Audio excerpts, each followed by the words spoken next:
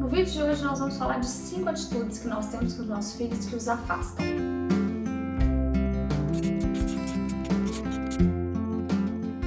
Então hoje vamos falar de 5 atitudes que nós pais acabamos tendo ou podendo ter ao longo do tempo, ao longo da nossa educação, que acabam por afastar os nossos filhos.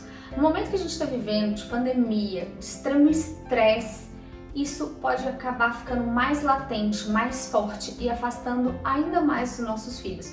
No momento que a gente precisa de empatia, tanto do lado deles quanto do nosso, só afasta os corações quando a gente acaba, sem perceber, tendo essas 5 atitudes. Então eu resolvi trazer aqui essas 5 atitudes que eu vejo que afastam muito pais e filhos, para a gente refletir, analisar se a gente deixa acontecer, se está acontecendo na nossa casa, se acontece de vez em quando e tentar evitar ao máximo.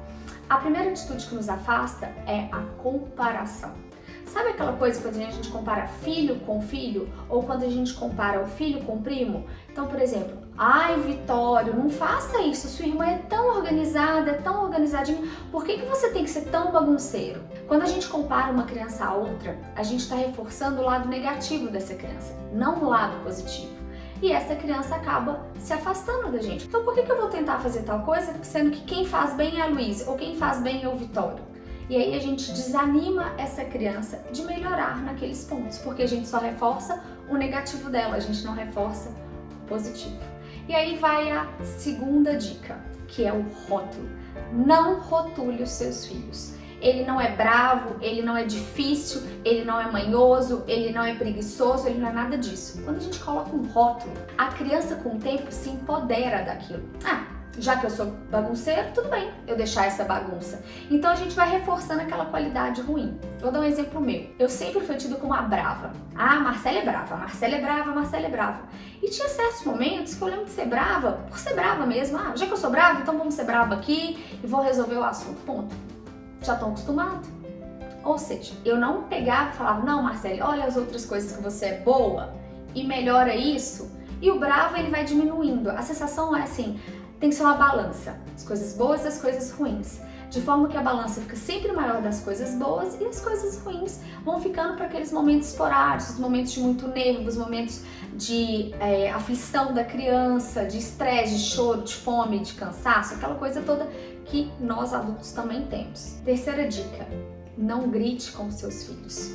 Quando a gente grita com as crianças, a primeira mensagem que chega para eles é assim, ih, tá alterado. Papai e mamãe, se eles gritaram, é porque ou eles não têm razão, ou eles não estão bem. Então assim, é um completo descontrole. É diferente de quando a gente altera o tom de voz, quando aquela criança faz alguma coisa errada. É certo, gente, que tem hora que a gente dá um grito, e eu brinco até que é aquele grito de libertação, tipo, chega! E aí você toma aquela tensão da criança, e aí depois você fala, viu, chega, tá tudo errado. Esse grito, eu confesso que eu até entendo, e de vez em quando eu dou um grito da libertação aqui em casa, mas é diferente da gente ter atitudes que a gente só grita, a gente acorda gritando, passa o dia gritando, dorme gritando, e vai dormir naquela exaustão, naquele peso. A gente tem que tentar evitar, sim, o grito.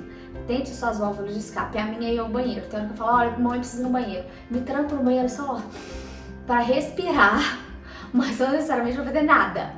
Mas qualquer coisa que vale para você evitar o grito excessivo dentro da sua casa. A dica número 4, ignorar o seu filho.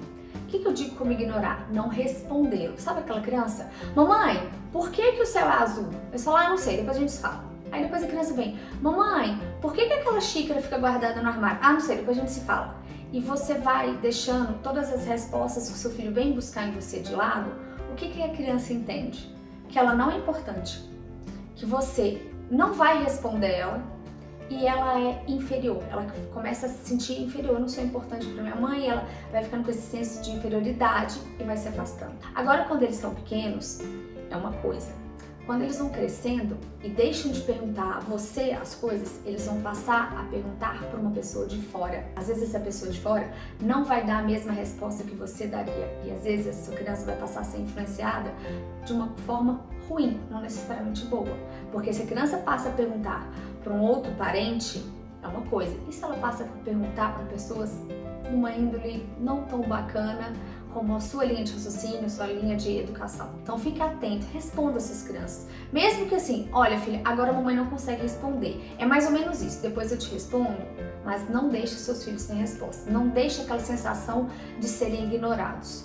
Isso é super importante. É óbvio que a gente não consegue preencher 100% das perguntas deles, porque tem uma certa fase que é um tal do porquê o dia inteiro. Mas não deixe o sentimento de inferioridade, de não sou importante, ela não me responde, se instalar. E o quinto, último fator que afasta muito os nossos filhos é a falta de tempo. Imagine a cena, a gente trabalhou o dia inteiro, super estressado no meio dessa pandemia. E a gente chega em casa exaurido.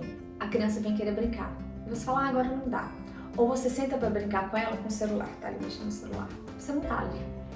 Quando a gente estiver com criança, a gente precisa estar de corpo e alma. Então, em momentos tão difíceis como esse que nós estamos vivendo, muitas vezes de home office, que a gente não tem tempo de se organizar e tudo mais, crie janelas, crie espaços, crie intervalos de tempo que você vai se dedicar 100% à criança. Ah, são 5 minutos? Ok. São 15? Ok. Colocamos um despertador. Agora a mamãe vai brincar exatamente daquilo que você quer.